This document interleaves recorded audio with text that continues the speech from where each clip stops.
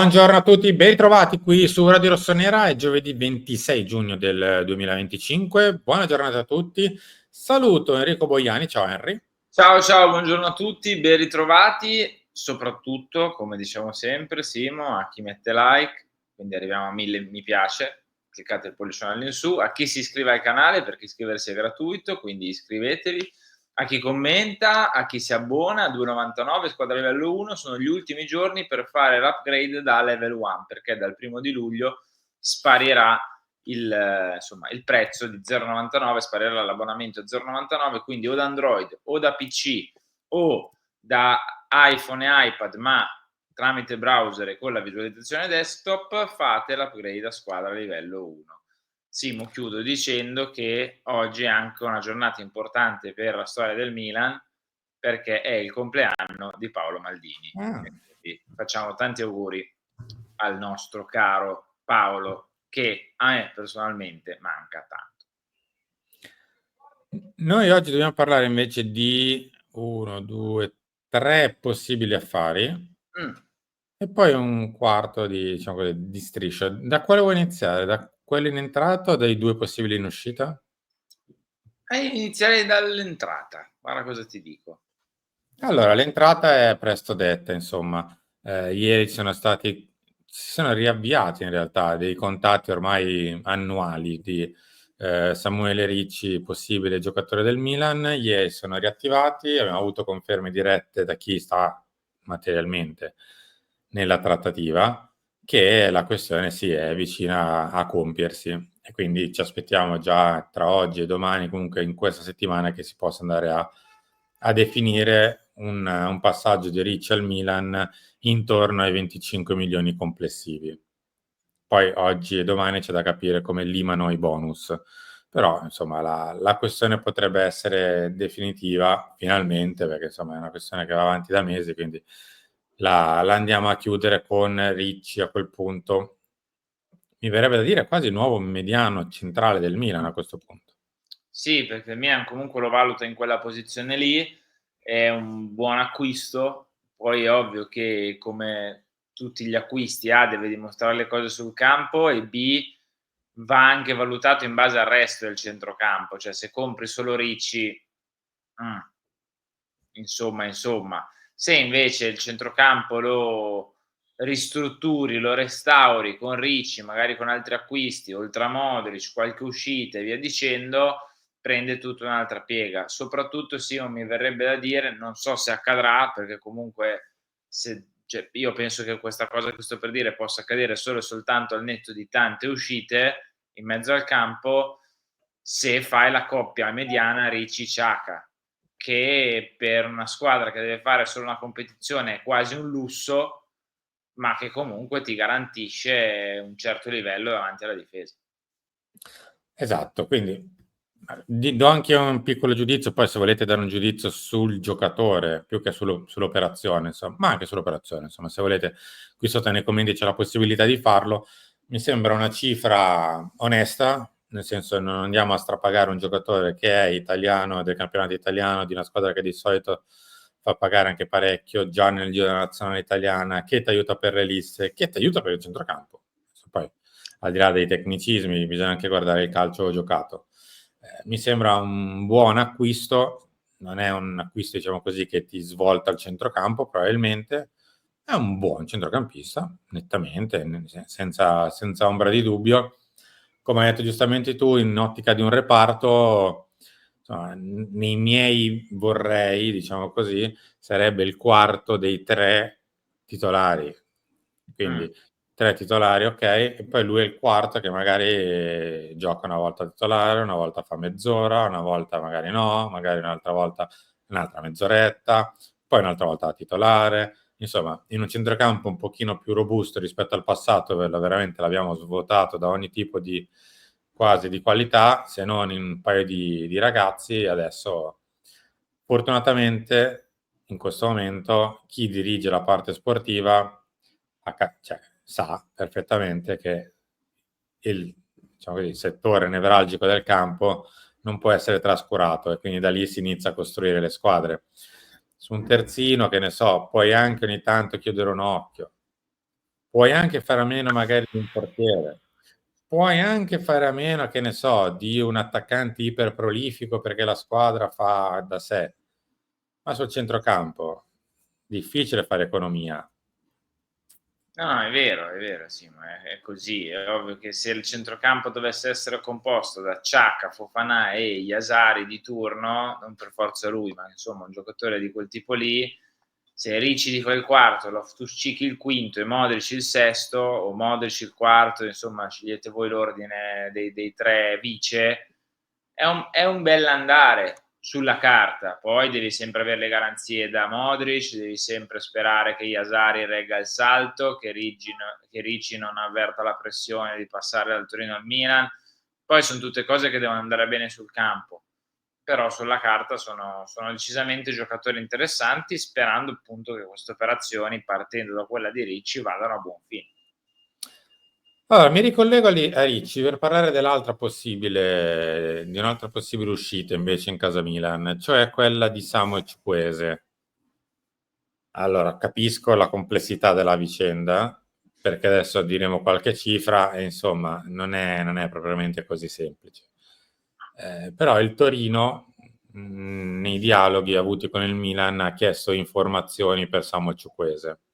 Mm.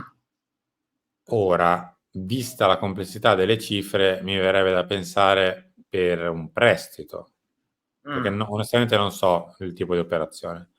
Però se andate a fare veramente due conti in tasca alla possibile operazione, Samuel Chukwueze ha un residuo in questo momento di circa 13 milioni a bilancio, quindi Sì. non si può prendere meno, perché sennò si Sì, va in non sarebbe, minusvalenza. Simo, penso nemmeno questo troppo l'ostacolo, perché comunque il Torino sta cercando un esterno, ha pensato per esempio anche a Iconé e i prezzi, sì, magari per Iconé spenderai meno di Chukwueze, però non è che siano distanti da questi 10, 12, 13 milioni, quindi non penso che il cartellino sia il problema. Il problema è l'ingaggio.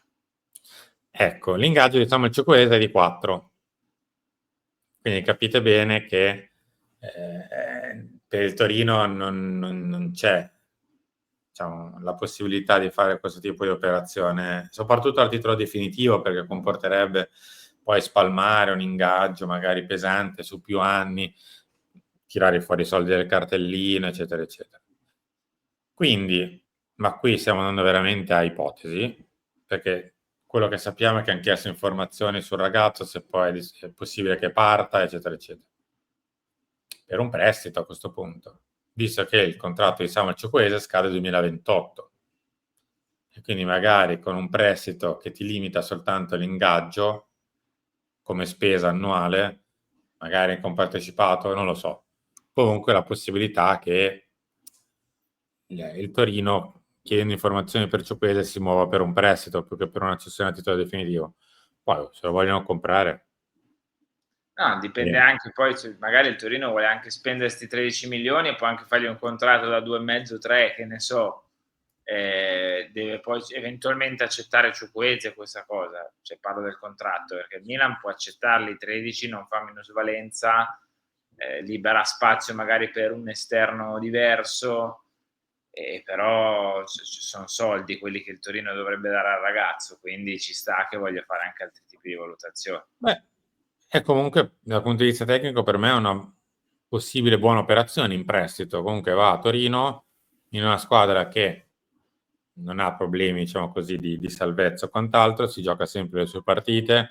Ha un allenatore che in quella posizione di campo, ad esempio, quest'anno ha lanciato bene Isaksen, Sì. che era arrivato alla Lazio non magari benissimo, e che ha saputo dimostrare che con gli esterni ci sa fare. Potrebbe essere una situazione vincente per tutti, anche per il Milan stesso, che si vede rilanciare un giocatore che Sì. in questo momento grandi prospettive per il prossimo anno all'interno della rosa non ne ha. Quindi potrebbe essere una buona idea per il futuro, vedremo. Facciamo pochi chilometri, non tantissimi, andiamo a Como. Allora, prima di parlare di una possibile uscita, che ancora non è uscita, scusate, il gioco di parole, invece sui giornali noi vediamo una che invece è uscita, ovvero quella la possibilità che Alvaro Morata vada a Como. Ha parlato il vicepresidente del Galatasaray, Abdullah Kavuchku, dicendo: Alvaro Morata è un nostro giocatore e non vogliamo lasciarlo andare.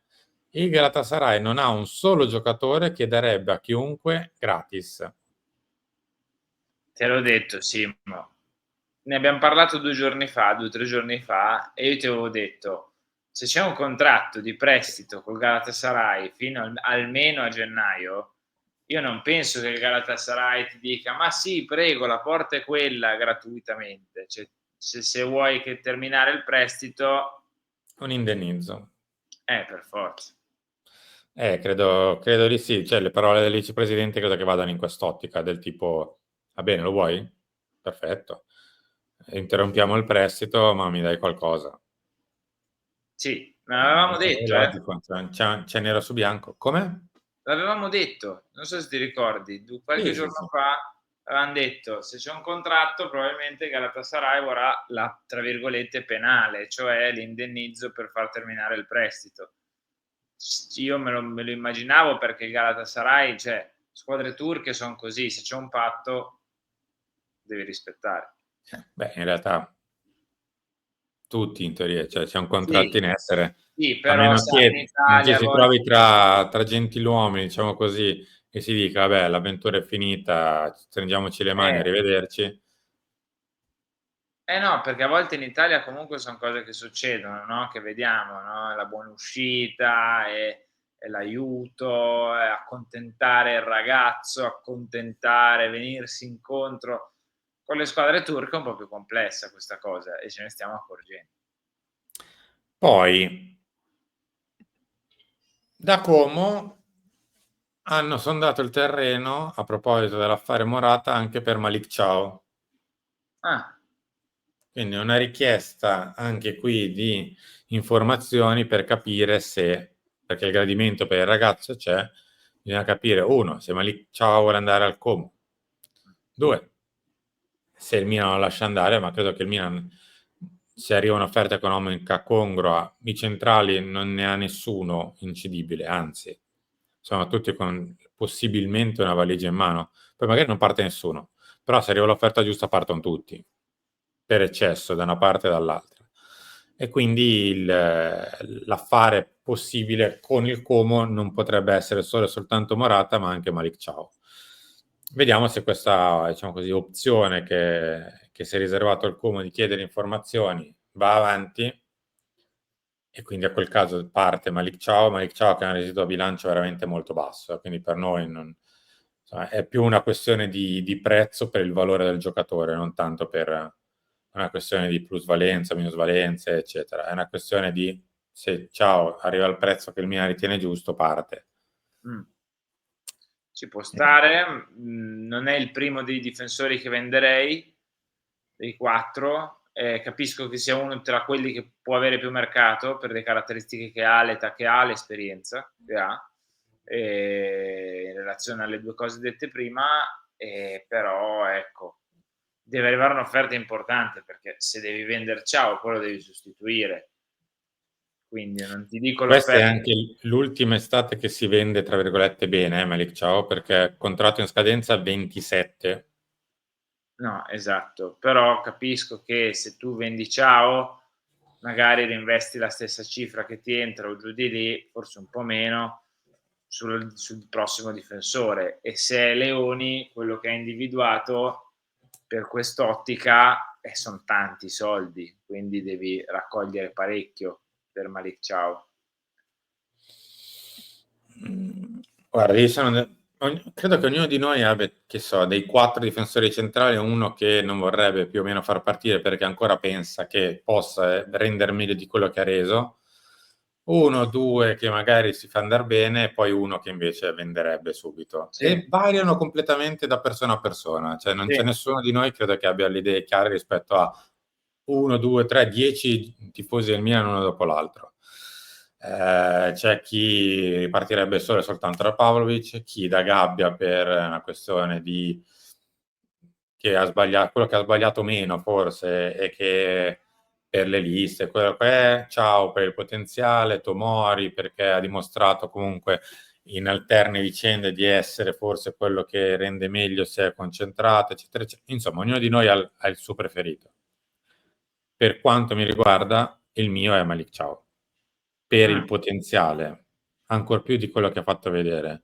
Cioè, penso che ancora, se gestito in una maniera ottimale dal punto di vista fisico, quindi non sfasciandogli i tendini, se gestito dal punto di vista ottimale del tipo non lo mando in giro per il campo a fare 1 contro 1 con Moise Kean e compagnia cantante, quindi mandandolo in campo in una maniera logica, in una difesa logica con dei muscoli a posto, penso possa essere uno dei nostri migliori difensori.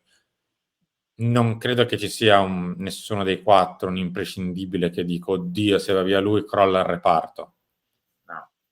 C'è qualcuno di questi 4 che a giro ognuno di noi reputa migliore di un altro. Sì, magari per tanti dopo l'ultima stagione è diventato Pavlovic, no, quando per esempio per me invece è quello più cedibile, perché è molto disordinato, molto indisciplinato tatticamente, e quindi per me è quello è il quarto dei 4, però tanti invece, magari anche giustamente, non sto dicendo questo, però ha messo tanto in campo più di tanti altri quest'anno Pavlovic, e quindi lo scelgono come il primo dei 4. Ognuno ha i suoi gusti in quel senso lì. Tipo per me, per quanto mi riguarda, la coppia titolare dovrebbe essere Ciao Tomori, di quelli dei 4 che abbiamo, perché hanno le caratteristiche più complementari tra i due, ed è la coppia più assortita secondo me. Però magari molti invece dicono Gabbia perché è italiano, ha sempre messo il cuore dentro il campo, e Pavlovic perché nell'ultima stagione dei 4 difensori è stato il più magari affidabile, quello che ha avuto meno passaggi a vuoto, al netto di una valanga e mezza di errori. Ognuno ha i suoi 2 o ha il suo preferito, come dicevi tu. Adesso seguiremo e capiremo se ci saranno sviluppi su questo interesse del Como per Ciao. Siamo arrivati praticamente in chiusura. Oggi quindi ci, diciamo così, dedichiamo soprattutto a capire se si riesce a chiudere questa benedetta operazione con il Torino per Samuele Ricci e mettere a questo punto un primo tassello per il centrocampo. Poi capire come andranno le altre operazioni su tutte quelle per Ardon Iajari, che insomma è lì con un'offerta per ora rispedita al mittente, vedere se il Milan la migliora per provare a portarlo a casa. Henry, grazie. Ciao, a più tardi. A dopo.